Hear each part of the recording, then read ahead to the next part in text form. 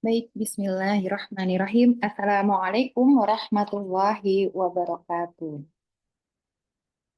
Alhamdulillah, assalatu wassalamu ala asrofil anbiya'i wal mursalin wa ala alihi wa sahbihi ajma'in amma ba'du. Rabbi syrah li sadri wa yassir li amri wahlul uqdatam min lisani yafqahu qawli.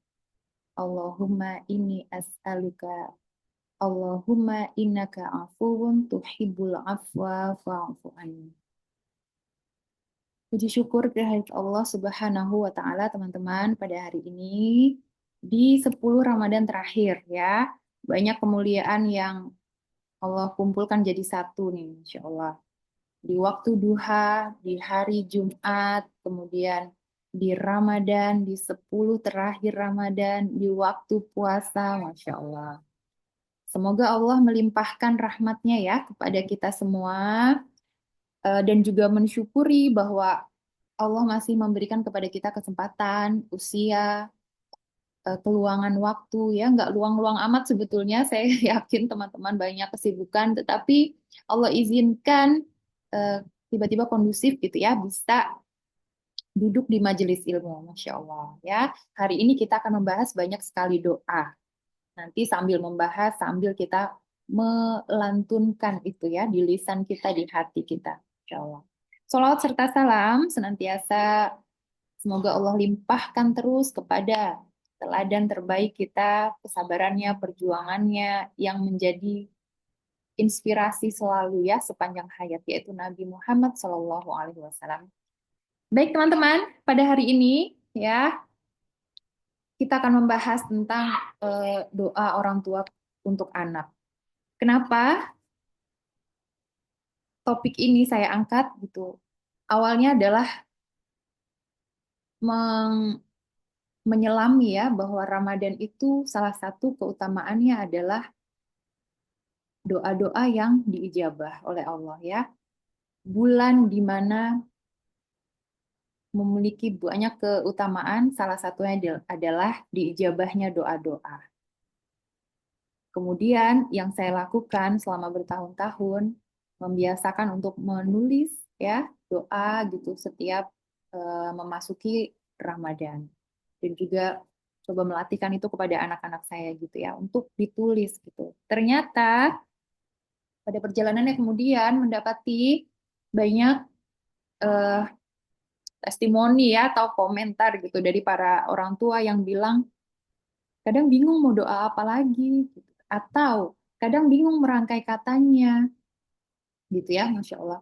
Nah, mudah-mudahan kita masih punya kesempatan di 10 Ramadan terakhir. Ini adalah puncaknya, teman-teman. Jangan sampai lengah, ya. Jangan sampai justru kendor. Manfaatkan waktu yang tersisa ini untuk memperbanyak, mengkreasikan, memperbanyak variasi doa. Ya, jangan yang itu terus itu ibarat kata ya, Masya Allah. Maka Bismillah, hari ini kita coba untuk mentadaburi.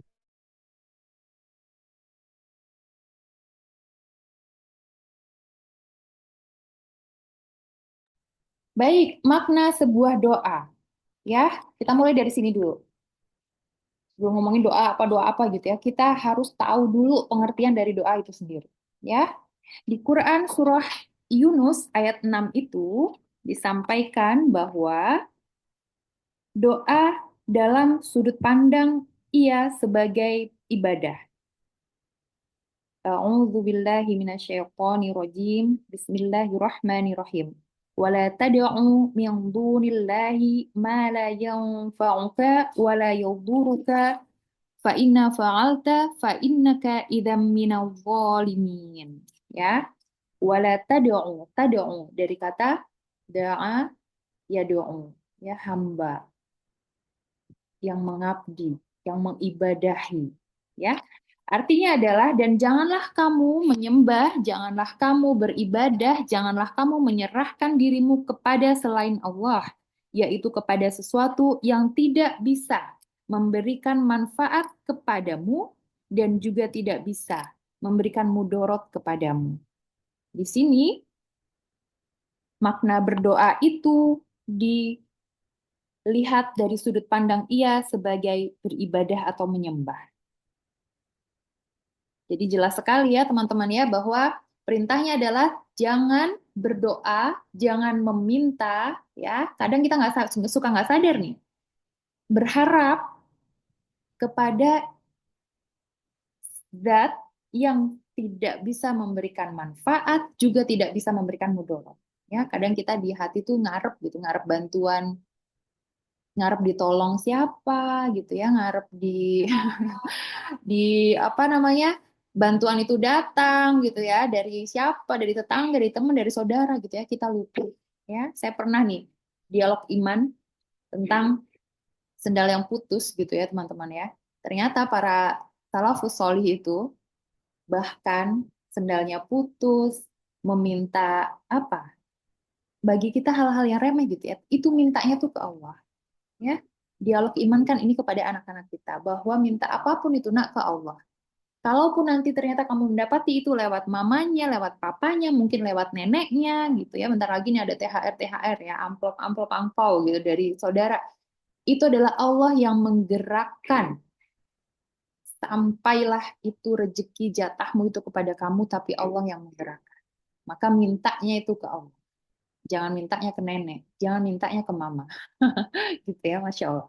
Yang selanjutnya, makna doa dalam pengertiannya sebagai istighosah. Istighosah ya, yaitu memohon bantuan dan pertolongan. Quran surah Al-Baqarah ayat 23.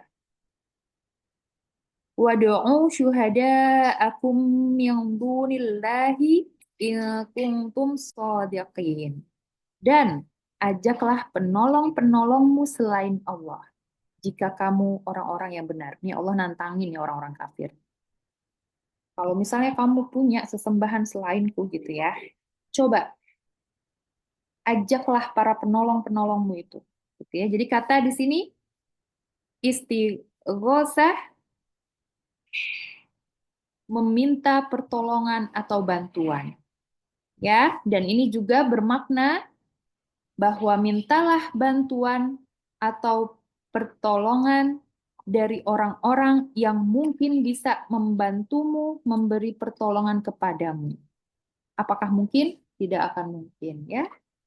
Hanya Allah saja sesungguhnya yang bisa menolong, yang bisa memberikan pertolongan, yang bisa memberikan bantuan. Di surah Al-Fatihah itu yang selalu kita baca setiap sholat itu ya.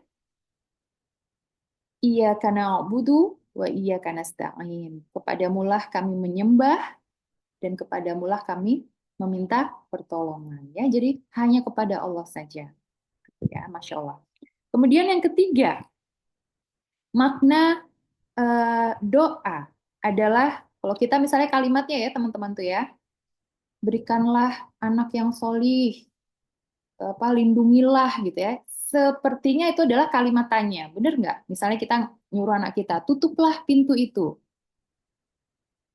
ambilkan piring misalnya, itu adalah kalimat perintah. Tapi kalau kalimat perintah ini ya kita tujukan, kita arahkan kepada Allah, maka sifatnya berubah menjadi permohonan.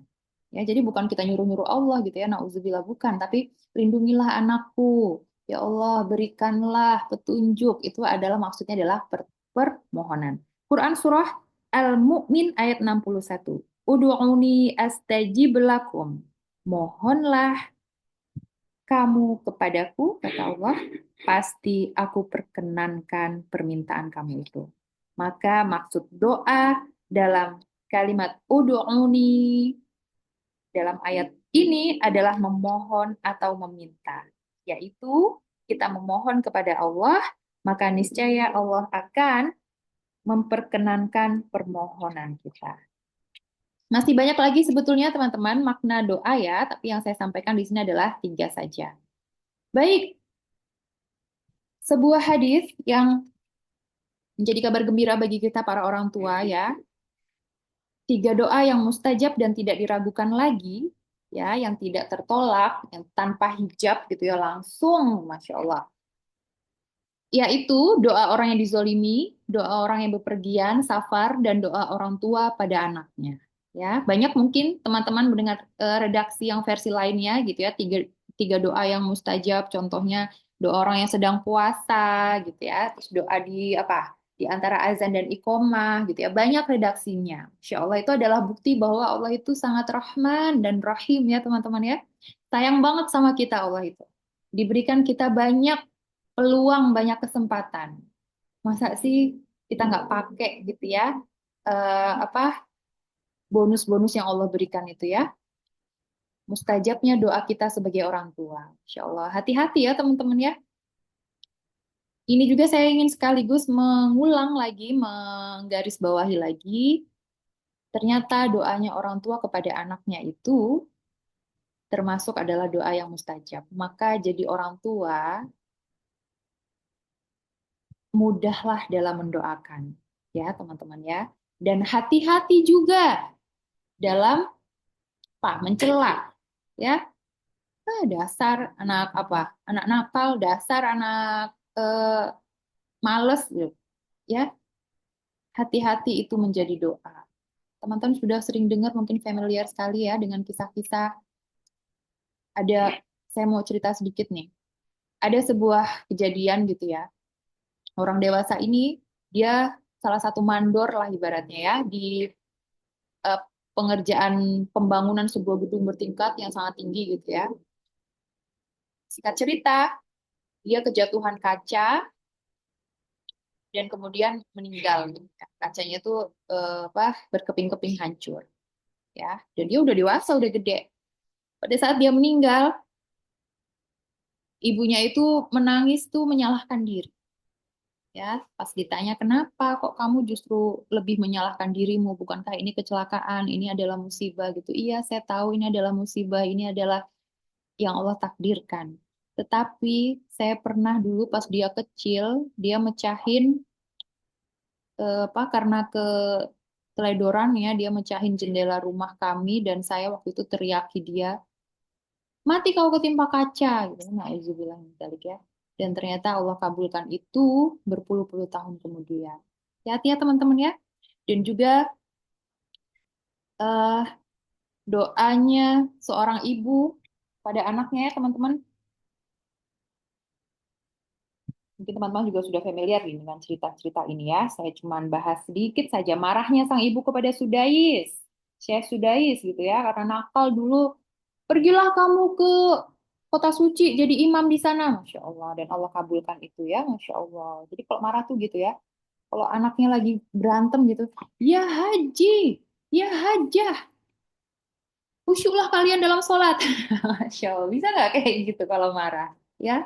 Kalau misalnya dia makannya lama atau makannya sedikit lama gitu ya. Ya ahlul siam gitu ya, wahai ahli puasa, masuklah ke surga dari pintu Ar-Royan karena kamu ini nggak doyan makan, mungkin nanti gedenya jadi ahli puasa gitu ya, Masya Allah ya teman-teman ya. Itu sedikit cerita nih sedikit ya, mudah-mudahan teman-teman bisa ambil ibroh. Anak saya yang nomor dua itu dulu dia tantrum dari usianya dia 20 bulan sampai 3 tahun lebih ya. Ya, selama 2 tahunan dia tuh tantrum teriak. Jadi sehari itu 8 kalian tantrum, nangis, teriak-teriak. Suaranya sampai sekarang tuh masih seret gitu teman-teman. Karena dulu kebanyakan nangis, teriak gitu ya. Dan waktu itu saya udah belajar caranya menghadapi anak tantrum. Sudah jadi muridnya Ibu Sarah Risman. Ya. Nah itu teman-teman, saya membesarkan hati salah satunya dengan berdoa gini, ya Allah nak, kamu suka teriak-teriak, nanti pakailah hobi teriakmu itu untuk azan. Saya sering ucap kayak gitu ya.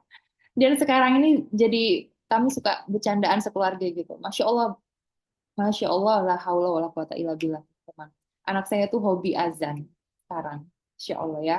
Kami pindah berapa kota tuh sampai dijuluki ini muazin kita nih, muazin kita nih gitu ya.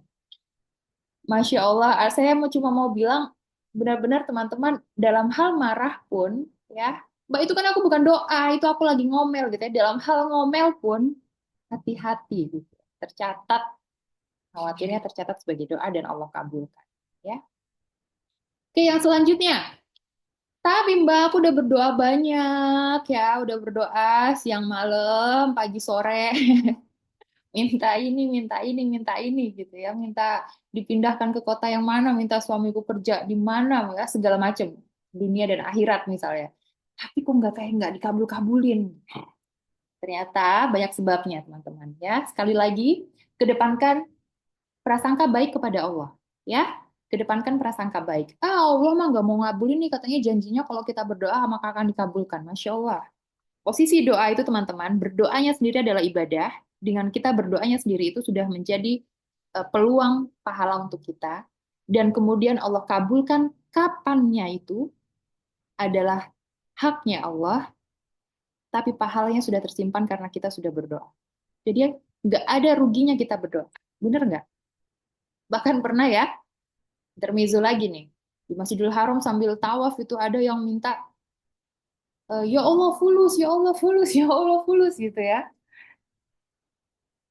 Eh, se Bukan sepolos itu ya, setulus itu. Segala sesuatu sungguh-sungguh dia naikkan saja doa itu kepada Allah. Ya, Masya Allah gitu ya. Tak ada ruginya teman-teman. Even kita merasa bahwa kok belum dikabulkan, kapan ya Allah? Udah capek nih, udah bosan hidup susah. Tapi doanya itu sendiri, Masya Allah, sudah bernilai pahala. Ya, baik. Ini adalah menjadi warning, menjadi apa, kehati-hatian untuk kita para orang orang tua ya. Karena doanya kita itu adalah senjata pamungkas, tetapi bagaimana supaya doanya orang tua itu ampuh. Yang pertama adalah meninggalkan amar ma'ruf nahi munkar. Ya, karena cuek dengan amar ma'ruf nahi munkar, ya, amar ma'ruf nahi munkar itu apa sih? Melakukan ketaatan dan menjauhi kemunkaran.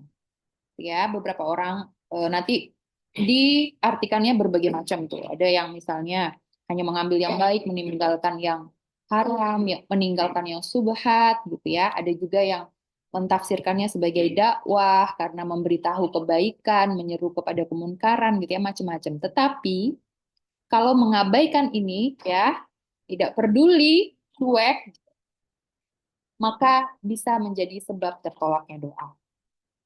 Oke. Kemudian yang selanjutnya, akhlak yang buruk. Nah, ini dia. Hubungan kita sama Allah, kualitasnya gimana? Ya, sholatnya gimana, khusyuknya, kemudian bagaimana kita memaknai takdir yang Allah beri, ya, menjalankan peran sebagai istri, sebagai ibu, sudah ikhlas belum, gitu ya, Masya Allah. Akhlak tuh sampai kayak gitu, teman-teman. Dikuliti, diperitilin, sampai yang detail gitu. Sebagai kita, sebagai perempuan nih, sebagai hamba, sebagai anak dari orang tua kita, sebagai menantu mungkin dari mertua kita, sebagai istri, sebagai ibu, sebagai anggota masyarakat gitu ya, Masya Allah ya. Gimana kita berperilaku dalam peran-peran itu. Insya Allah. Ya, ternyata akhlak yang buruk bisa menjadi sebab tertolaknya doa.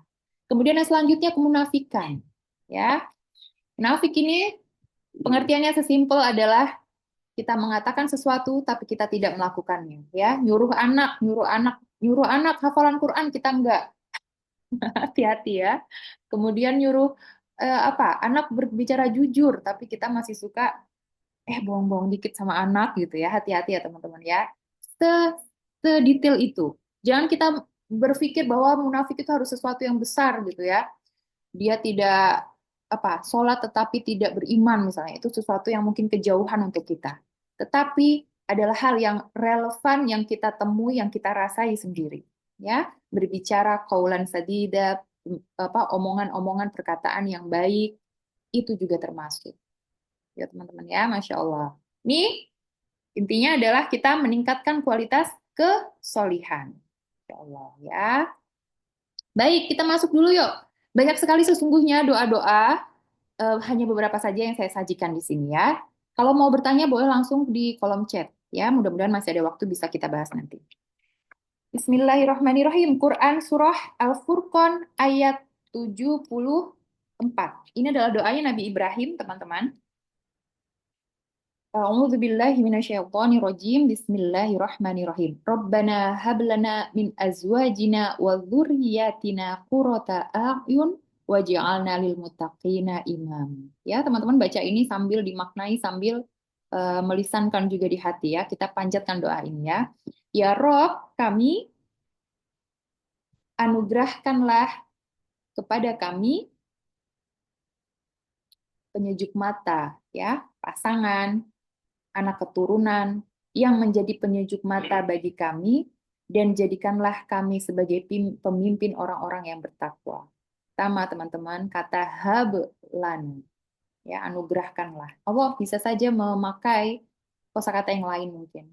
Tetapi di kelas tadabur yang saya ikuti, kenapa memakai kata hikmahnya, salah satunya adalah bahwa Allah sangat memahami yang paling nikmat bagi manusia adalah begitu kita punya pasangan dan juga anak keturunan yang qurrata a'yun. Masya Allah ya. Maka doanya di situ adalah anugerahkanlah kepada kamu. Kadang-kadang teman-teman nih, spill sedikit ya. Kadang-kadang kosakata bahasa Arab itu sampai bingung diterjemahkan dalam bahasa Indonesia karena nggak dapat padanan kata yang tepatnya gitu ya. Tetapi baiklah kita pakai anugerahkanlah. Artinya adalah bahwa ini adalah sesuatu yang penting, yang besar gitu. Ya, jadi kita tuh Allah paham memakai kata ini hablana karena Allah memahami bahwa inilah anugerah terpenting, anugerah paling enak di dunia yang bisa kamu rasai, yaitu begitu kamu bisa menikmati gitu ya, ketentramannya punya pasangan dan anak keturunan yang qurrata a'yun. Insya Allah. Garis bawah ini ya teman-teman. Ya. Nanti kalau berdoa lagi nih, Insya Allah Rabbana hablana, hablana ya Allah. Ya, anugerahkan, berikan sungguh-sungguh gitu ya, Masya Allah. Karena udah tahu maknanya. Dan qurrata a'yun. Ya Allah, saya udah sering sebut ini di kajian-kajian parenting jiwa ya. Qurrata a'yun, kata dosen saya di parenting nabawiyah itu, ya, penyejuk pandangan mata itu apa sih tandanya ya? Parameternya itu apa? Yang kita melihat kebaikan yang ada pada diri pasangan kita, anak kita, itu sampai kita mengeluarkan air mata. Ya, konon air matanya yang keluar pada saat kita melihat bahagia, ya, merasa bersyukur, terharu, bahagia gitu, itu berbeda suhunya dengan air mata yang keluar saat kita sedih. Kalau pas kita sedih itu air matanya itu anget. Ada yang pernah buktiin nggak? Tapi qurrata ayun ini adalah kita terharu, menangis bahagia melihat kebaikan, sikap, akhlak yang ada di diri pasangan kita, anak-anak kita, dan air mata yang keluar itu dingin. Maknyes gitu. Makanya maknyes di hati gitu ya. Masya Allah itu qurrata ayun teman-teman. Pernah merasakan ini ya? Masya Allah berarti Allah sedang memberikan anugerah kepada teman-teman ya. Dikasih lihat belum di surga udah dirasain sedikit gitu ya nikmat surga. Kita melihat kebaikannya anak ya, inisiatif. Aku pijitin ya Ma. Mama mau minum nggak? Masya Allah ya. Kita tuh di hati langsung maknyes gitu ya. Masya Allah. Qurrata ayun. Dan juga meminta bahwa jadikanlah kami sebagai pemimpin bagi orang-orang yang bertakwa. Jadi bukan hanya menjadi orang yang bertakwa, tetapi level di atasnya, menjadi pemimpinnya, ya, pemimpinnya dari masyarakat yang bertakwa. Masya Allah, ini kalau berdoa nih begini ya teman-teman ya, visinya tuh besar, tinggi gitu ya. Masya Allah, jangan, ya boleh minta, ya Allah sehatkanlah anakku, boleh. Tetapi tambah juga variasinya nih, menjadi pemimpinnya orang-orang yang bertakwa. Kalau sudah berdoa, siap nggak dengan konsekuensinya? Artinya kalau minta anak kita menjadi pemimpin orang yang bertakwa, kita didiknya nggak bisa biasa aja, bener nggak? Nggak bisa mendidiknya seperti rata-rata orang yang lainnya. Ya, berarti harus siap juga dong. Kita mendidik calon pemimpin harus lebih effortnya, usahanya tuh lain dibandingkan dengan rata-rata orang lainnya. Ya, itu namanya siap dengan konsekuensi dari apa yang kita mintakan kepada Allah. Ya, udah doa ntar nggak siap sama konsekuensinya. Sama Allah dikasih dididik nih keluarganya nih, kasih kondisi yang nggak enak supaya anakmu tuh tangguh kan kan jadi pemimpin. Nggak sanggup ya Allah, nggak kuat ini nggak enak ini hidupnya begini nih. Ya, dikasih kondisi yang tidak ideal, yang nggak nyaman gitu. Padahal pemimpin itu memang harus digodok, bener nggak? Supaya dia mampu. Makanya harus siap ya dengan konsekuensinya. Yang selanjutnya Quran Surah Ibrahim ayat 40. Robbi ja'alni muqimas sholati wa min dzurriyyati Rabbana wa taqabbal du'a. Masih doanya Nabi Ibrahim ya teman-teman ya. Saat Nabi Ibrahim meletakkan Siti Hajar dan juga Ismail di lembah yang tak berpenghuni yang sekarang disebut Mekah itu, ya. Dulu keadaannya masih gersang teman-teman, bahkan tidak ada pohon ya, karena itu adalah lembah berpasir, jadi tanaman juga sulit hidup. Baru ada kehidupan itu setelah adanya mata air itu ya, karena sumber kehidupan itu adalah air. Jadi di sumber lembah yang gersang itu, lihatlah, insya Allah ya, Nabi Ibrahim yang pertama diminta adalah, ya Allah, aku tinggalkan istri dan anakku di lembah ini, jadikanlah aku dan juga anak cucuku orang yang mendirikan sholat. Muqimah ini adalah orang yang mendirikan sholat. Mendirikan itu artinya adalah terus-menerus, teman-teman. Bukan kadang sholat, kadang enggak. Itu belum mukim. Mukim itu adalah tetap konsisten. Ya, muqimah sholat. Artinya dia terus-menerus konsisten, komitmen mendirikan sholat. Lihatlah, ya, yang dimintakan justru walaupun mereka berada di lembah, ya Allah, asalkan mereka sholat. Ya, ini Ustadz Abdurrahman Zahir menyatakan gitu. Seharusnya para orang tua, para ayah, para ibu, sholatnya anak ini menjadi perhatian utama. Bagaimana dia khusyuknya, bagaimana gerakannya, bagaimana bacaannya, bagaimana wudhunya. Jadikan ini perhatian ya. Kalau nelpon gitu, belum nanya udah makan belum, tanya dulu udah sholat belum. Ya Allah ya. Dan lihatlah teman-teman ya, doanya Nabi Ibrahim ini Allah kabulkan, dan kemudian setelah Nabi Ibrahim itu nabi-nabi setelahnya itu adalah dari keturunan Nabi Ibrahim semua, baik yang berasal dari Nabi Ismail ataupun Nabi Ishak, ya. Masya Allah, nabinya Allah kabulkan, anak keturunannya menjadi orang-orang yang kuat keimanannya, mendirikan sholat, ya. Sekali lagi garis bawah untuk kita para orang tua untuk memberikan perhatian yang serius terhadap sholatnya anak-anak ya. Kalau anaknya gerakannya belum khusyuk, belum benar, oke, kita latihkan dulu gerakannya ya. Meningkat ya teman-teman ya. Di usia sekian dia udah mulai gerakannya ini hafal, tambah lagi. Hafalkan juga artinya yuk, nak. Gitu ya. Udah hafal artinya, khusyuknya lagi.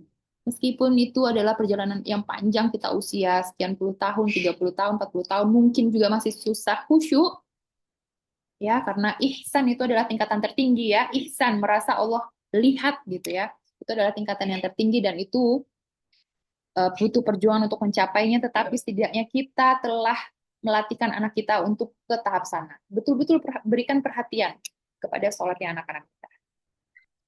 Oke, yang selanjutnya Quran surah Ali Imran ayat 38.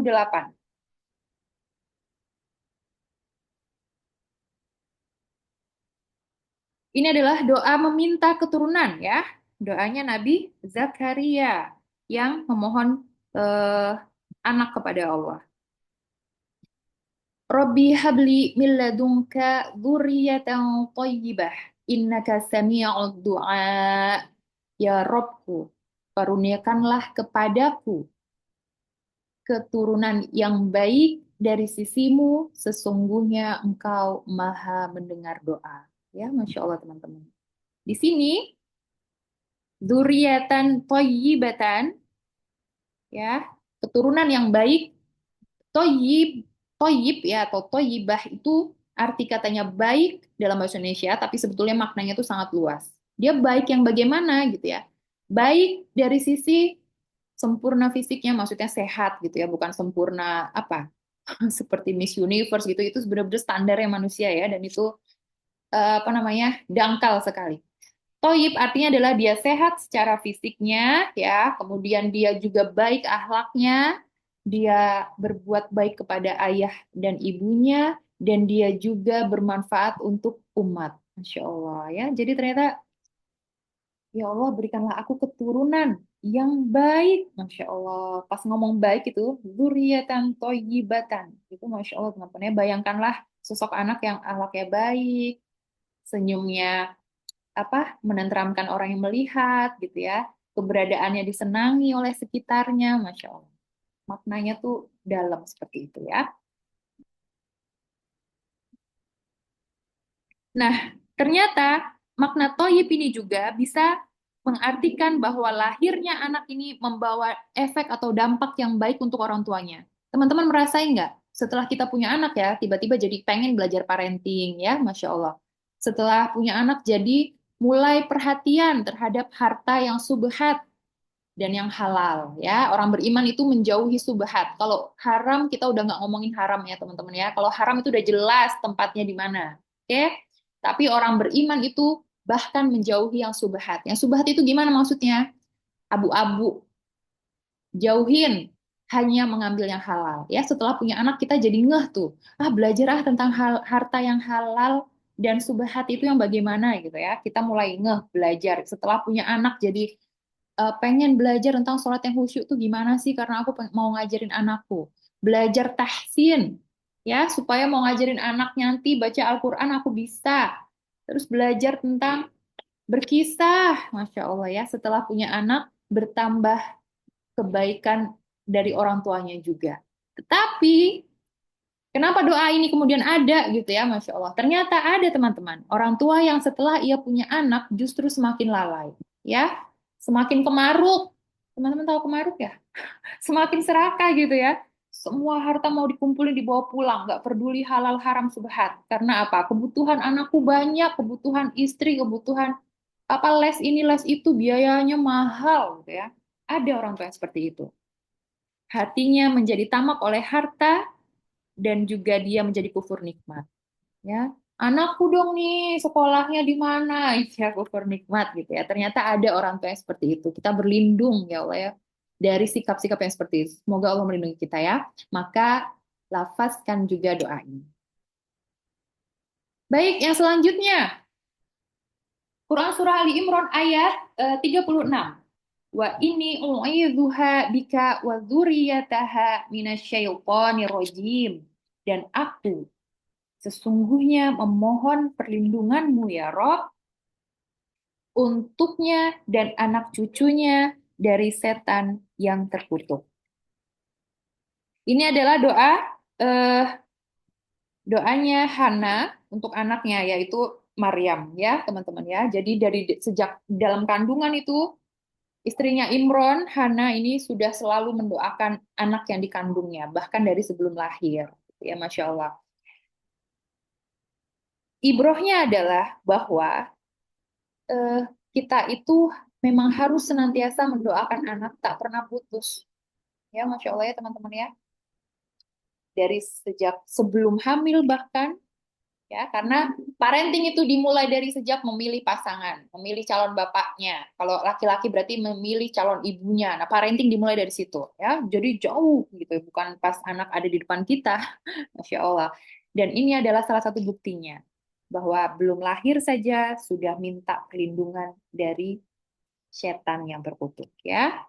Dan ini juga menjadikan ibroh bagi kita, pembelajaran bagi kita bahwa setan itu benar-benar musuh yang nyata sampai-sampai dimintakan perlindungan terhadap setan itu dari pas anaknya belum lahir, berkata gitu. Ya, benar-benar setan ini musuh bukan main. Maka perlakukanlah nasihat Ustadz Herfi, nasihat Ustadz Herfi Gulam, salah satu dosen saya di Parenting Nabawiyah dan juga guru saya di sini. Karena setan itu adalah musuh yang nyata, ini Allah yang bilang, setan itu adalah musuh yang nyata, maka perlakukanlah ia sebagaimana layaknya musuh. Jangan kita anggap, ya setan itu musuh yang nyata, itu hanya tekstual gitu ya, cuma tulisan aja, redaksional aja. Tetapi kita memperlakukan setan itu masih kendor gitu, masih ya bolehlah sekali-kali, oke lah gitu. Tapi perlakukanlah setan itu selayaknya musuh teman-teman, karena Allah yang bilang setan itu adalah musuh yang nyata. Ini adalah bukti juga kecerdasannya Hana sebagai seorang ibu bahwa ia paham ancaman terbesar anak itu adalah terperangkap oleh setan. Ya, bahkan setan itu mengganggu anak sejak pertama lahirnya. Ini orang tua yang cerdas tuh kayak gini ya. Dia tahu segala lubang yang bisa membuat anak jeblos, terperangkap itu adalah asalnya dari setan semua. Ya, benar-benar setan ini adalah ancaman terbesar. Maka ia berdoa kepada Allah supaya minta perlindungan anak dan cucunya semua keturunannya gitu dari setan. Ya. Insya Allah kita bisa tiru seperti itu. Baik, juga banyak sekali doa-doanya Nabi Muhammad Shallallahu Alaihi Wasallam, teman-teman. Saya sedang mengkaji buku ini. Kayaknya saya udah sering bilang ya. Yang saya kaji adalah bahasa Arab bersama guru Ustadz Ahmad di sini. Tapi yang saya pegang ini adalah terjemahannya. Jadi disyarahkan itu dan ini adalah pendidikan anak metode Nabi dari usia 0 sampai dengan pranikah. Jadi per usia gitu ya, teman-teman. Dan Masya Allah, saat saya mensyarah buku ini, di setiap kejadian yang dipotret itu, saya selalu mendapati kekaguman bahwa Rasulullah Shallallahu Alaihi Wasallam itu sering sekali mendoakan anak. Masya Allah ya. Sekali lagi, sering sekali mendoakan anak. Ya, kemarin di tweet yang saya posting gitu, ada sebuah perdebatan gitu ya. So so Islam tuh dikit-dikit jazakillah khairon, dikit-dikit fi amanillah, dikit-dikit apa gitu-gitu ya. Lalu saya jawab, Islam itu sesungguhnya indah banget kalau kita paham. Kita memang dikit-dikit doain orang, ya teman-teman. Assalamualaikum itu doa, ya. Selamatan untukmu. Warahmatullah dan rahmatnya Allah. Kalau teman-teman mentadaburi rahmat, arti kata rahmatnya Allah, nangis, masya Allah. Rahmat Allah itu Masya Allah teman-teman. Makanya kalau ada orang yang ucap salam itu, Assalamualaikum warahmatullah wabarakatuh, dan keberkahan. Keberkahan itu artinya apa sih? Keberkahan itu artinya adalah kebaikan yang bertambah, terus bertambah, terus bertambah. Tenang nggak kalau doain orang? Keselamatan untukmu ya, dan rahmat Allah untukmu, sekeluargamu, dan juga keberkahan Allah berlimpah untukmu. Seneng nggak doain kayak gitu? Insya Allah ya. Maka agama kita ini memang agama yang sedikit-dikit doain. Barakallahu fiik. Kalau anaknya berbuat kebaikan di rumah gitu ya, ngambilin minum. Ini bunda silahkan minum. Jazakallah khairan anakku. Ucapan jazakallah khairan tuh teman-teman ya. Semoga Allah membalasmu dengan kebaikan. Ya. Kalau balasan Allah itu kira-kira ecek-ecek apa murahan, obralan, apa the best quality. Yes, kalau balasan dari Allah itu sudah pasti yang terbaik, kualitas yang tertinggi, yang terbaik. Ya, jadi kalau kita dapat doa, jazakallahu khairan. Kalau perempuan, jazakillahu khairan. Dan sesungguhnya yang paling berhak menerima doanya kita adalah suami dan anak kita di rumah ya teman-teman ya. Jangan kalau di luar, Ustazah jazakallahu khairan, jazakillahu khairan Ustazah gitu ya. Ke Ustadz, barakallahu fiik Ustadz. Gitu. Insya Allah bagus itu, tetapi cobalah ke anak kita ya, diganti terima kasih, itu diganti dengan jazakillah khairan ya nak, barakallahu fiik gitu ya, Masya Allah. Berkah Allah untukmu, berkah Allah untukmu, Masya Allah. Gitu ya. Dan saya mendapati Rasulullah ini bahkan pernah mendoakan seorang pria, didoakan tulang sulhumu kelak akan melahir menjadi keturunan yang solih gitu, Masya Allah. Belum menikah ini masih satu orang gitu ya sama Rasulullah udah didoakan gitu ya, Masya Allah. Memang agama kita itu memang dikit-dikit doa. Bukannya so Islam atau so Arab gitu ya, Masya Allah teman-teman ya. Seandainya mentadaburi maknanya, itu kita nangis didoain orang itu, Masya Allah. Maka saya tuh saya nggak punya teks otomatis untuk salam. Saya juga nggak mau pakai stiker. Kalau salam itu teman-teman kalau yang chat saya ucap salam atau saya menjawab itu benar-benar saya ketik dan saya maknai itu. Assalamualaikum Mbak Dwi gitu. Saya jawab Waalaikumsalam warahmatullahi. Itu saya ketik huruf per hurufnya itu, Masya Allah, karena saya memaknai. Saya mendoakan gitu ya, rugi kayaknya kalau misalnya apa pakai stiker gitu ya. Kayak cuman formalitas aja salam-salam gitu ya, Masya Allah. Oke, ini dia. Doa untuk Hasan dan Husain. Rasulullah mendoakan, U'idhukuma bikalimatillahi tammati min kulli syaitan wa hammah wa min kulli ainil lammah. Ini karena dua orang jadi cucunya dua Hasan dan Husain jadi U'idhukuma kalian berdua. Kalau anaknya satu berarti laki-laki U'idhuka. Kalau perempuan U'idhuki. Ya, pahamlah insya Allah hal begini mah ya. Oke, jadi Rasulullah memintakan perlindungan untuk cucunya ini Hasan dan Husain dengan kalimat-kalimat Allah yang sempurna dari semua godaan setan dan juga hewan berbisa, hewan pengganggu dan juga dari ain. Ya, Masya Allah. Jadi kalau nganter anaknya ke sekolah gitu ya, jangan lupa doain ini nih.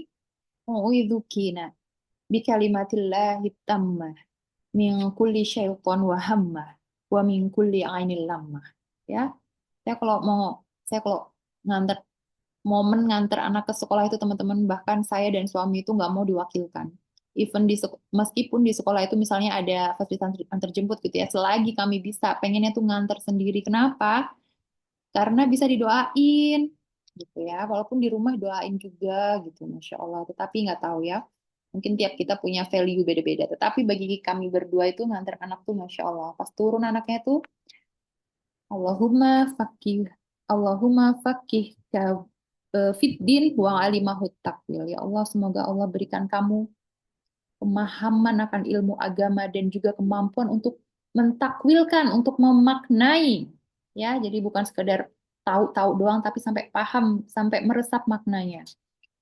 Kemudian wa'idzuka bikalimatillahi tammati min kulli syaiton wa hamah wa min ainil lamah. Insya Allah. Ya, banyak doa ternyata yang selama ini kita belum pakai. Ya, Masya Allah. Saya kemana aja gitu, tapi nggak ada kata terlambat ya teman-teman, apalagi ini adalah Ramadan. Kemudian ada juga doa Nabi Muhammad SAW untuk Anas bin Malik. Jadi Rasulullah itu teman-teman, kalau Anas bin Malik ini adalah eh, apa ya, asistennya Rasulullah SAW ya. Saat Rasulullah pindah hijrah ke Madinah itu, ibunya Anas bin Malik ini sangat cerdas sekali. Dia tahu bahwa sebaik-baik pendidikan adalah yang dididik langsung oleh Rasulullah SAW. Waktu Anas bin Malik di usia 10 tahunan ya, maka diserahkannya ini Anas bin Malik kepada Rasulullah SAW untuk mengurusi semua kebutuhan Rasulullah SAW. Dan Anas bin Malik ini selama membersamai Rasulullah SAW setidaknya 10 tahun, tidak pernah sedikit pun mendengar Rasulullah itu komplain. Ya, kok kamu ngelakuinnya begini, kenapa nggak begitu? Harusnya begini, gitu ya. Insya Allah itu adabnya Rasulullah ya. Testimoni dari orang yang terdekat dengan Rasulullah, tapi bukan keluarga.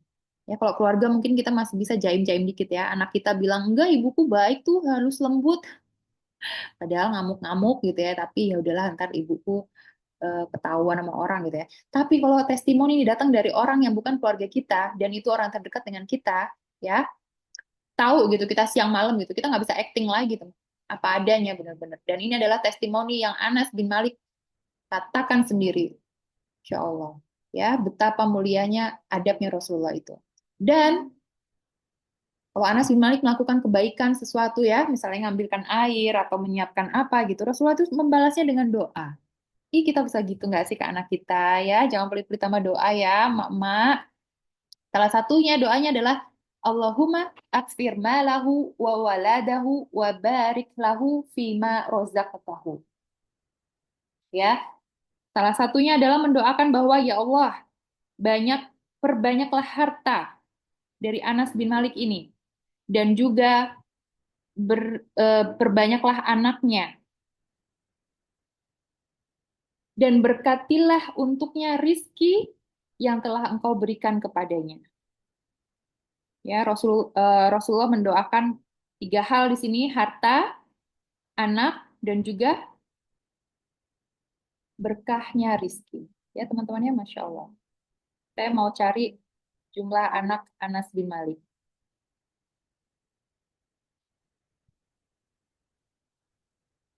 Dan Allah mengabulkan doanya Rasulullah SAW ini, teman-teman.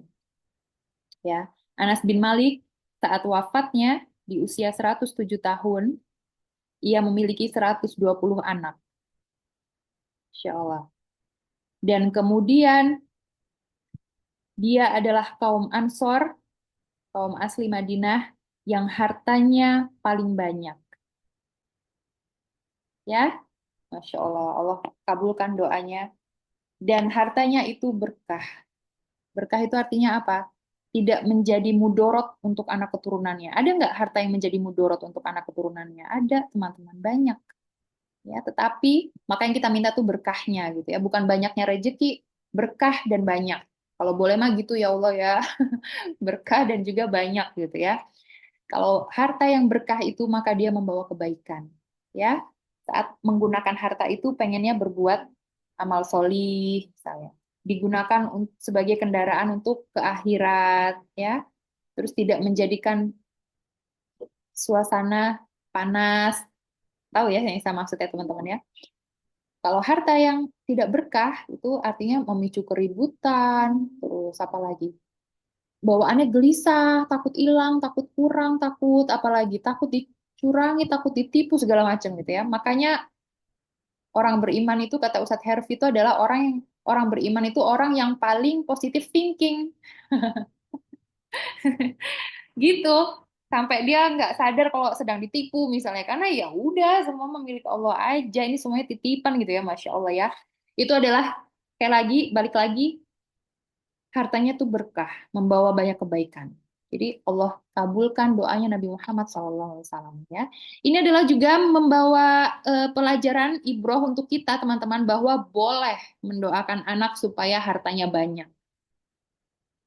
Ini juga silahkan teman-teman boleh mengambil inspirasi ya. Saya kalau nganter anak saya itu salah satu doanya adalah ya Allah angkatlah derajatnya. Saya sebut nama anak saya gitu ya. Angkatlah derajatnya dengan takwa, dengan ilmu ya, dengan Al-Qur'an, dengan akhlak yang mulia, dengan lisan yang terjaga dan dengan harta yang berlimpah berkah. Gitu teman-teman. Insya Allah ya. Silakan teman-teman boleh ngopi ini, pakai ini juga boleh. Doakan anaknya seperti itu setiap pagi. Ya, Masya Allah. Ini adalah sebuah pelajaran atau ibroh buat kita bahwa boleh mendoakan anak banyak rezekinya. Jangan lupa doakan juga berkah, ya, dan juga boleh doain banyak anaknya. Kalau anak saya bilang, Bunda doain dong kami anaknya banyak, ya, Masya Allah. Oke, banyak sekali doa-doa yang ternyata aku baru denger Mbak, gitu ya. Kayaknya sayang banget gitu kalau misalnya kemana aja gitu ya kita sebagai orang tua tidak menggunakan privilege, keistimewaan yang Allah berikan mustajabnya doa orang tua ini. Untuk itu, saya terinspirasi untuk mengumpulkan, sekali lagi hanya mengumpulkan ya, bukan buatan saya. Mengumpulkan doa-doa mustajab orang tua untuk anak.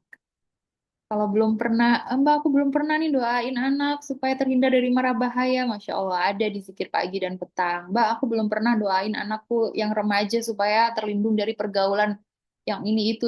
Masya Allah ya, ternyata sudah dicontohkan oleh salafus soleh, oleh para sahabat, oleh Rasulullah ya. Dan juga saya tambahkan juga di situ doa dari para nabi dan orang-orang solih. Masya Allah ya, teman-teman. Ini sudah menjelang waktu iktikaf. Mungkin kita akan lebih banyak lagi di waktu iktikaf itu kita diperintahkan untuk mengurangi interaksi dengan manusia, mengurangi berbicara, menyedikitkan makan, ya kalau buka sama sahur tambah sedikit lagi, dan memperbanyak untuk eh, merenung. Ya, salah satu waktunya gunakanlah untuk memperbanyak doa ini. Saya membuatnya praktis, ringkas supaya teman-teman udah langsung bisa baca di waktu-waktu mustajab jam berapapun di selama Ramadan 10 hari terakhir ini.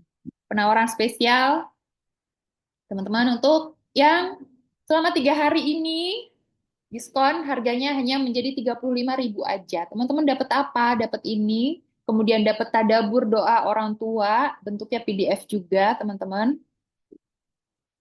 Ya, kemudian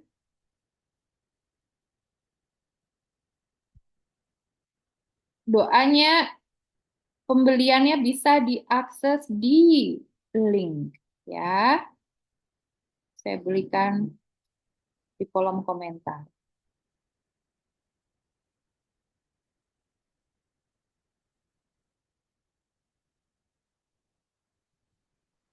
Oke, sambil 1% bisa saya lihat ya, ada kan yang bertanya. Bentar ya, saya jelasin dulu ya. Oke, jadi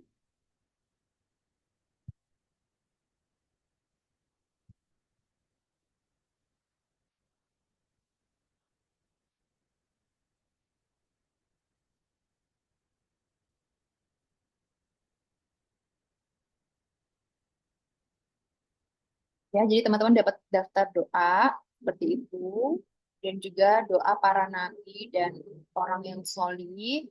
Nggak saya cantumkan ya ininya apa aja. Kemudian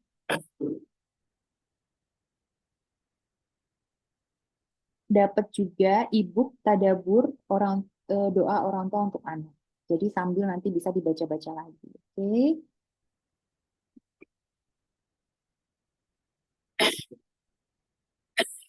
Sudah ada di link di kolom chat ya teman-teman ya. Linknya ada di situ ya. Dan juga nanti sesuai janji saya, teman-teman yang hadir Zoom ini akan dapat eh, gratis ebook melatihkan adab anak ke masjid. Ya, silakan dinikmati teman-teman ya. Melatihkan anak adab di masjid itu juga halamannya nggak terlalu banyak. Silakan dibaca, praktikal langsung bisa dipraktekkan. Ya, oke. Saya berpengalaman dan merasai sendiri menjadi seorang ibu, mamah muda dengan anak-anak yang kecil gitu. Kita tuh waktu tuh sangat apa namanya terbatas gitu ya. Jadi butuh sesuatu yang praktis, aplikatif. Bener nggak?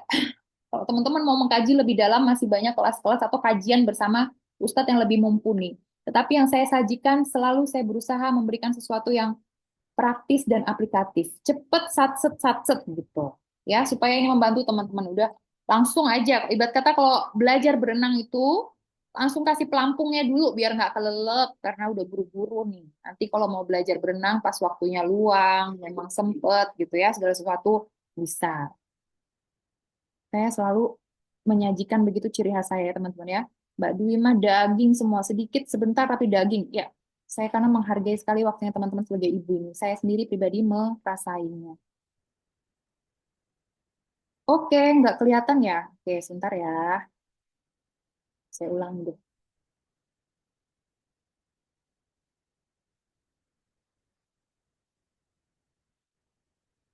Kalau yang tadi, yang apa slide-slide sebelum ini, kalau nggak kelihatan nggak apa-apa teman-teman, karena ada semuanya di e-booknya. Ya, nanti di tadabur doa orang tua untuk anak juga teman-teman dapat. Jadi nggak usah khawatir kalau yang, aduh mbak tadi pas Mbak Dwi nyampein nggak kebaca tuh, gitu nggak apa-apa. Ya, tenang nanti ada. Wah jazakillah khairan. Wah jazakillah khairan teman-teman. Yang mana, di mana mati lampu? Semoga, ya sarallah ya, semoga Allah berikan kemudahan. Yes. Sama Mbak Suli sudah dicatetin tuh doanya. Itu bukunya banyak, bukunya cari aja di marketplace teman-teman.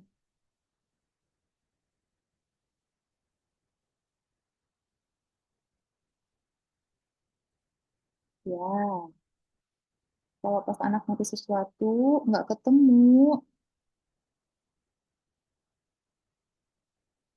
saya minta anak itu untuk berdoa. Setelah berdoa, masih nggak dikabulkan. Allah mengabulkan doa kita itu terserah Allah aja teman-teman. Beneran, mau kapannya karena ini cerita dikit ya, Masya Allah. Teman-teman sambil check out ya, sambil check out. Sambil diklik link pembeliannya.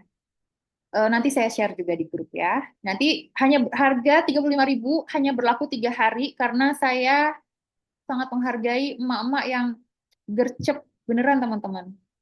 Kita tuh sebagai emak-emak yang udah yang ketinggalan maksudnya ya punya anak baru belajar gitu harus lari apa-apa tuh ambil kesempatan pertama terdepan ada kesempatan langsung ambil kecuali kalau misalnya memang Allah tidak izinkan misalnya ya ternyata tidak memungkinkan ini itu ya udah apa boleh buat terima dengan ikhlas ketetapan dari Allah. Tapi kalau kita bisa mampu langsung, insya Allah ya, supaya Allah tuh melihat, oh ini memang memang serius nih gitu ya, Masya Allah. Nah, saya mau cerita ya teman-teman. Di Ramadan tahun ini, Masya Allah, ini Masya Allah, Alhamdulillah kedua anak saya ini mereka udah bisa dibilang jalan sendirilah untuk tilawah gitu ya, udah punya targetan pengen inisiatif mau sendiri gitu. Untuk 1 bulan khatam 30 juz gitu, untuk tilawah ya. Maka saya kemudian menaikkan kualitas diri saya pribadi. Ya Allah, jangan dicatat ini sebagai ria ya Allah gitu ya. Semoga ada inspirasinya untuk teman-teman. Nah, kemudian di Ramadan kali ini saya pengen hatam, tapi plus maknanya. Sedih banget gitu ya, nggak terlalu bisa bahasa Arab gitu ya. Jadi baca Al-Quran tuh kayak cuman rangkaian huruf-huruf Arab gitu. Kemudian saya izin ke anak-anak, kalau Bunda membacanya pelan, bukan karena Bunda tidak bisa baca Arab, nah bukan karena Bunda nggak bisa ngaji gitu ya. Saya khawatir mereka, kok Bunda nggak bisa ngaji gitu ya. Tetapi Bunda membaca pelan karena Bunda mengartikan kata per katanya. Ya Allah. Dan itu bikin saya sering nangis teman-teman ya, Masya Allah. Pantesan gitu ya, saya punya teman yang hobinya apa? Hobinya baca Quran lah. Iya, orang dia mah tahu artinya gitu ya, bisa mentadaburi. Pantesan dia hobi baca Quran ya, karena memang iya rindu sekali teman-teman. Pas saya haid kemarin itu nggak bisa interaksi sama Al-Quran, nggak bisa tadabur gitu, rasanya rindu sekali. Rindu. Rasanya seperti itu gitu ya ternyata ya. Nah, saya tuh pengen hatam Al-Quran beserta artinya di Ramadan kali ini ya, Masya Allah. Nah, saya mendapati banyak sekali Allah firmankan di Al-Quran itu, Allah yang redaksinya tuh kurang lebihnya begini ya. Allah yang lebih mengetahui apa yang terbaik bagimu, sedangkan kamu tidak mengetahui. Itu banyak sekali redaksinya di apa digonta-ganti kata, tapi maknanya kurang lebih begitu. Allah yang lebih paham, sedangkan kamu tidak. Allah lah yang tahu dan kamu tidak. Allah yang tahu yang terbaik bagimu, padahal kamu sendiri, padahal itu urusan kita loh. Kita aja nggak tahu yang terbaik buat kita. Allah yang lebih tahu. Gitu. Jadi kalau kita sudah berdoa, kok nggak ketemu, nggak ketemu. Macem-macem. Bisa jadi Allah mau ikhtiarnya dibanyakin. Bener nggak? Atau Allah simpan doa itu karena Allah tahu yang terbaik dikabulkannya itu bukan sekarang.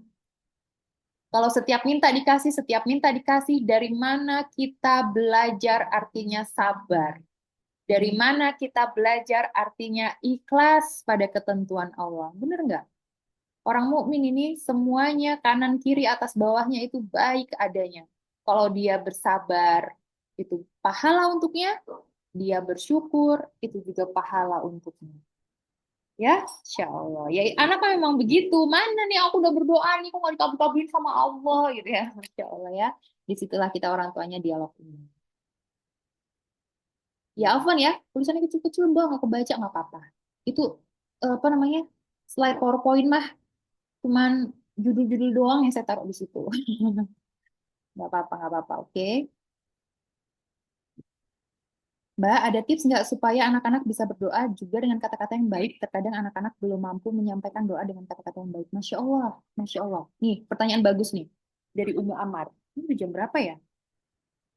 Oke, masih ada waktu 6 menit lagi ya. Ini pertanyaan bagus nih teman-teman. Bagaimana melatihkan anak supaya bisa berdoa dengan kata-kata yang baik? Ya, kita aja orang dewasa masih banyak yang bingung, kehabisan kata gitu ya. Doanya itu lagi. Robbana atina fid dunya hasanah. Salah nggak? Enggak, itu bagus. Rasulullah tuh paling suka doa itu. Tetapi karena kita berdoa itu bukan karena memilih doa itu bukan karena paham keutamaannya gitu ya, tapi karena ya udah sapu jagat weh, karena nggak tahu yang lain gitu ya. Nah, ternyata kita orang dewasa tuh masih banyak yang terjebak di situ. Eh, Kemampuan atau skill untuk merangkai kata itu ternyata bisa dilatihkan seiring dengan jam terbang, teman-teman. Ya, sekali lagi ya, saya agak berat sebenarnya kalau cerita tentang diri saya lagi gitu ya. Tetapi sekali lagi ya Allah, catatlah ini sebagai dakwah saya ya. Teman-teman silahkan di copy. Kalau baik, lakukan juga di rumah teman-teman ya. Ini yang saya alami dulu bersama orang tua saya. Kami itu terbiasa duduk bersama gitu ya. Lalu kalau Lebaran nih, benar-benar minta maaf satu persatu. Ngomong di depan forum kan berarti kan. Terus kalau apa berdoa juga gitu, keliling satu-satu. Terus mau ngecat rumah warna apa itu rapat dulu. Bapak saya tuh orangnya gitu memang. Mau mudik ke rumah Mbah, Lebaran hari keberapa itu rapat dulu. Walaupun saya dulu masih kecil, masih SD, masih TK gitu ya. Itu dibahas di meja makan. Apa berangkatnya kapan, bawa apa, riwuhnya begini gitu ya. Itu dibahas semua. Ternyata, Masya Allah ya, keempat anak bapak saya itu public speaking-nya bisa dibilang ya lumayan lah, bisa menjelaskan gitu ya, edukatif. Nah, kemudian Masya Allah, saya pernah ditanya ya sama orang, pernah belajar public speaking? Enggak. Tapi ternyata memang pembiasaan di rumah itu teman-teman yang membawa manfaat gitu ya. Dan lakukan juga itu di rumah kita.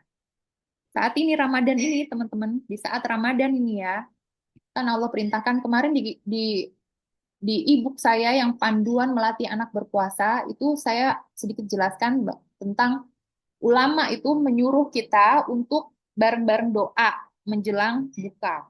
Ya, itu adalah kebiasaan yang salafus solih lakukan dan kita juga disuruh melakukan itu. Kalau mau berbuka dan itu juga waktu yang mustajab, ya kan, menjelang berbuka. Duduk bersama di meja makan lalu berdoalah satu persatu. Ya, bapaknya membuka majelis, dibuka majelisnya supaya itu sama malaikat dihitung sebagai majelis ilmu. Ya, keberkahan Allah turun di rumah kita. Nggak usah jauh-jauh harus ngaji kemana, ke Blok M, ke Islamic Center gitu ya. Hadirkan majelis ilmu itu di rumah kita. Dibuka majelis ilmu itu, Assalamualaikum, lalu ditutup dengan doa kafaratul majelis. Jadilah sudah majelis ilmu, ya kan? Berkumpullah itu bapak, ibu, anak, dibuka dengan salam, ya, menjadi majelis ilmu, kemudian sampaikanlah doa, bapaknya doa, anaknya mengaminkan, setelah itu satu-satu doa. Anak yang pertama mau doa apa, anak yang kedua mau doa apa, disampaikan. Biarkan aja anak-anak itu. Aku minta drone. Ya Allah, aku minta drone. Ya Allah, aku minta drone. Itu aja dia ulang. Gak apa-apa, biarin aja. Ya, terus saya malah melatihkan anak saya tuh dulu dari gambar ya, belum bisa nulis. Jadi kalau Ramadan ini gambar. Doa apa gitu. Kalau gambar apa gunung ada sungainya, oh ini apa taman, ada pohon, taman, ada sungainya, ini surga Bunda gitu ya Masya Allah. Karena belum bisa nulis dulu. Jadi kalau Ramadan ini mereka gambar, minta apa sama Allah gitu ya. Kemudian udah bisa nulis, saya berikan mereka satu anak satu buku. Satu anak satu buku tulis aja biasa teman-teman, satu buku tulis biasa. Suruh mereka nulis doanya apa aja. Karena ternyata berdoa itu skill juga ya, nggak semua orang tahu gitu, pengen doa apa. Pokoknya aku pengennya hidup enak. Nah, hidup enak yang bagaimana? Kamu siap nggak diuji dengan perjuangan hidup enak gitu ya, Masya Allah ya. Jadi hidup enak yang bagaimana gitu ya, yang tentram ya Allah, yang tetangganya baik, itu detail-detail. Allah tuh suka kalau kita berdoanya gitu. Ya. Jadi gimana caranya supaya anak-anak bisa berdoa juga? Maka dilatihkan. Ya. Pertama mungkin dia akan minta, ya Allah aku minta bakwan, aku minta roti, gitu ya udah nggak apa-apa biarin aja. Nanti seiring waktu dia dengar bapaknya berdoa, ya Allah berikanlah anakku kurota ayun, misalnya gitu ya. Anak yang mendirikan sholat, dia dengar terus itu, oh bapak dan ibuku ini pengen anaknya lisannya baik, pengen anaknya mendirikan sholat, dia dengar itu terus gitu ya. Nanti di suatu ketika doa itu akan muncul juga di dia. Ya Allah, jadikan aku orang yang mendirikan sholat. Insya Allah ya teman-teman ya. Selamat berlatih. Oke, oke, cukup ya. Mbak udah check out ya. Jazakillah khairan ya teman-teman ya yang sudah check out. Semoga bermanfaat ya, Masya Allah. Semoga menjadi amal jariah. Amin, amin. Nanti linknya saya share lagi ya teman-teman ya di grup ya, sekaligus dengan link presensi. Oke, di link presensi teman-teman nanti bisa isi dulu data sedikit ya. Habis itu di akhirnya ada link e-booknya. Simpen download ya, simpen download. Download maksud saya di download simpen teman-teman ya. Baca bareng suami. Karena bapak-bapak harus tahu ilmu tentang melatih anak ke masjid. Kan bapak yang sama Allah disuruh ke masjid, Pak, gitu ya. Makanya di covernya itu saya kasih gambar bapaknya sama anaknya. Masya Allah, baik. Jazakillah khairan teman-teman semuanya. Sudah cukup ya. Jangan lupa nanti di WA Group share insight-nya ya. Kenapa Mbak? Supaya teman-teman yang nggak hadir bisa ikut belajar juga ya. Mohon maaf atas salah dan hilaf teman-teman semuanya. Kita tutup majelis kita ini dengan doa kafaratul majelis. Subhanakallahumma wa bihamdik asyhadu alla ilaha illa anta astaghfiruka wa atubu ilaik. Selamat menghikmahi, menyelami 10 Ramadan terakhir. Saya menutup kajian ini dengan sebuah kisah. ada dua sahabat yang meninggal jeda 1 tahun. Yang pertama ini dia, teman-teman yang mau live boleh ya, karena udah ditutup. Yang pertama ini dia eh, amalnya lebih berkualitas dan juga dia apa jihad berperang gitu ya, dan dia wafat sebagai syahid. Artinya dia meninggal tanpa hisab, masuk surga tanpa hisab ya. Kemudian jeda setahun kemudian yang nomor dua ini meninggal juga. Amalnya biasa aja gitu dan dia meninggal di ranjangnya dalam kondisi sakit. Kemudian Abu Toha suatu ketika bermimpi melihat keduanya ini di akhirat. Surga itu kan bertingkat-tingkat ya teman-teman ya. Ternyata orang yang kedua ini tingkatannya lebih tinggi ya, yang tadi yang meninggalnya di atas ranjang. Kemudian dia kok bisa ya tingkatannya lebih tinggi, kan yang satunya wafatnya syahid. Wafat derajat yang paling mulia lah ibarat kata ya. Derajat syahid itu kan yang sangat kita dambakan ya teman-teman ya, bisa masuk surga tanpa hisab, tanpa pengadilannya Allah. Coba ya, Masya Allah. Kemudian sampailah kabar itu kepada Rasulullah. Lalu Rasulullah itu menjawab gini, bukankah keduanya itu sudah wafat? Ya Rasulullah, bukankah keduanya itu meninggal selisih 1 Ramadan? Ya betul ya Rasulullah. Lalu Rasulullah menjawab, itulah yang membuat kenapa derajat orang nomor dua itu lebih tinggi. Karena mereka terjeda 1 Ramadan. Insya Allah. Karena mereka terjeda 1 Ramadan. Masih ada 9 hari lagi, manfaatkan itu. Kalau belum bisa itikaf di masjid, di rumah, ya di kamar, di mana carilah tempat terbaik, jadikan itu mihrab. Duduk di situ, banyak merenung, banyak bertafakur, banyak berdoa. Sekali lagi, kurangi interaksi, sedikitkan interaksi dengan manusia, kurangi berbicara, kurangi makan. Ya, oke teman-teman, selamat menikmati jamuan waktu-waktu mustajab dari Allah. Semoga Allah memberkahi kita ya. Saya tutup kajian hari ini. Wassalamualaikum warahmatullahi wabarakatuh. Nah, kan belum disetting salam ya. Oke, saya tutup ya.